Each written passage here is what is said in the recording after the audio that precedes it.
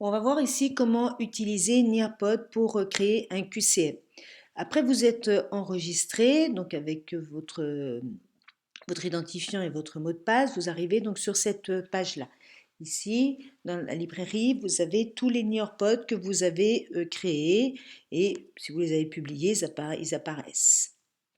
Ensuite, pour créer un Nearpod, on va prendre Create et Join, ça va permettre donc d'entrer pour les élèves, d'entrer un code PIN pour pouvoir rejoindre un QCM que vous avez réalisé.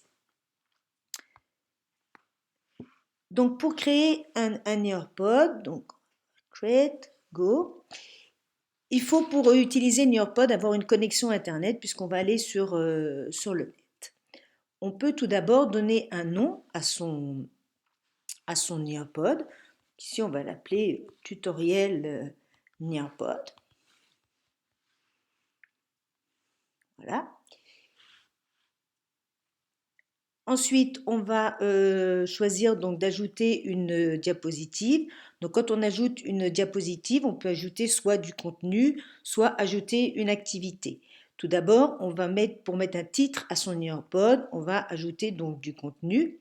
Dans le contenu, on va cliquer donc sur Slide. Ici, on peut mettre un titre à son Nearpod, donc tutoriel Nearpod. Voilà.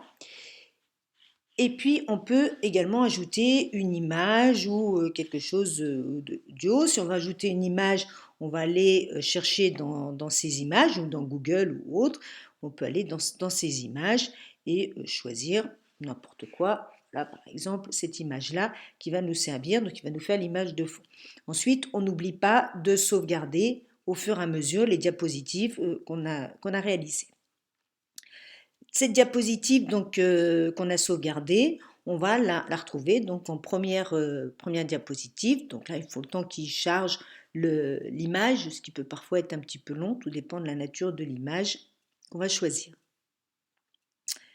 Ici, donc, on a un petit peu de temps d'attente, voilà, la diapositive a été ajoutée. Bon, maintenant, je vais réaliser mon QCM, donc je mets une autre diapositive, et là, je vais ajouter une activité.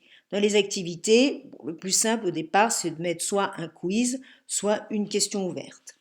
Donc, on va voir comment on fait pour ajouter un quiz. Donc, pour le quiz, le titre est optionnel, donc on peut en mettre ou pas. Ensuite, on ajoute ici une question. Donc, on va mettre par exemple Nearpod permet de réaliser deux points. Et ici, on va mettre donc plusieurs réponses. Un QCM, des questions ouvertes. Et puis, je peux rajouter une réponse supplémentaire. Si j'ai besoin d'une réponse supplémentaire, je vais mettre, je ne sais pas, une observation. D'accord? Une fois donc que j'ai mes trois possibilités, il faut que je coche celles qui sont exactes pour qu'ensuite, quand l'élève va faire le QCM, on puisse savoir si la réponse est juste ou fausse. Donc ici, par exemple, un QCM et des questions ouvertes. Je peux également ajouter une image. Ça peut être intéressant, ça, d'ajouter une image quand on veut mettre, par exemple, un graphique et qu'on veut poser des questions sur ce graphique ou mettre un texte et qu'on veut poser des questions, faire un QCM par rapport à ce texte ou une iconographie, enfin tout ce qu'on veut. Et on n'oublie pas toujours de sauvegarder à la fin donc la diapositive. Voilà. Maintenant, si je veux faire ajouter une question ouverte, je vais rentrer ici ma question.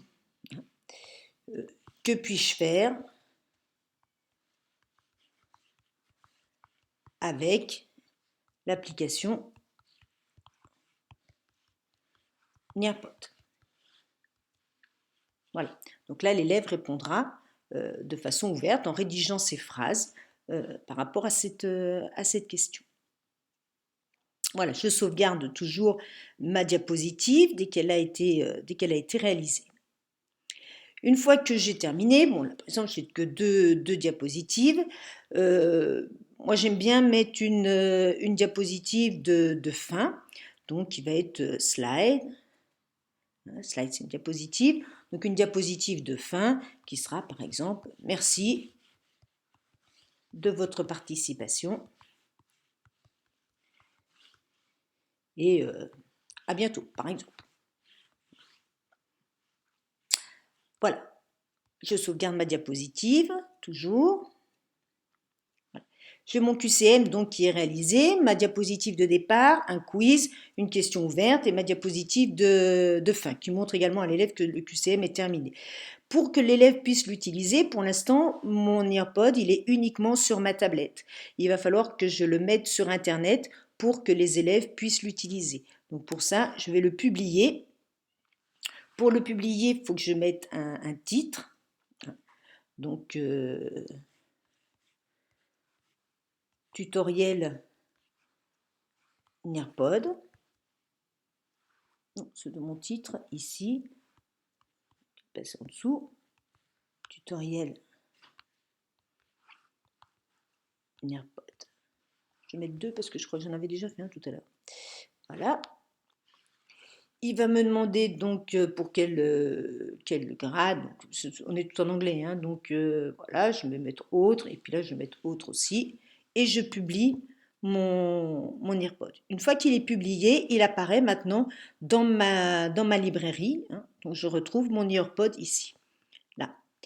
Quand je veux l'utiliser avec les élèves, je clique donc sur mon Earpod. Si je veux l'utiliser en classe, je vais choisir donc Live Session, donc une session, et il va me donner un code. Et c'est ce code PIN, je disais tout à l'heure, que les élèves vont devoir rentrer. Ils vont faire Join et ils vont rentrer ce code PIN pour pouvoir accéder au Earpod. À ce moment-là, au fur et à mesure que les élèves vont s'inscrire, va apparaître ici la liste de mes élèves. Donc j'attends que d'avoir la totalité donc de mes élèves. Une fois que tous mes élèves se sont inscrits donc sur Nearpod, je peux passer donc simplement en faisant glisser les diapositives. C'est moi qui décide donc de la vitesse à laquelle vont passer les diapositives. Voilà, je passe à la première diapositive, première question. Donc, et au fur et à mesure, j'ai le nom de mes étudiants et j'ai les réponses et je vois apparaître tout de suite les réponses justes ou fausses de mes différents étudiants. Je vais quitter ici, je vais quitter la présentation. Je vais revenir ici. Il nous restait autre chose qu'on n'a pas vu, c'est le rapport. Donc ici, ça me permet d'avoir un compte-rendu, hein, de tous les Nearpod que j'ai fait avec mes élèves.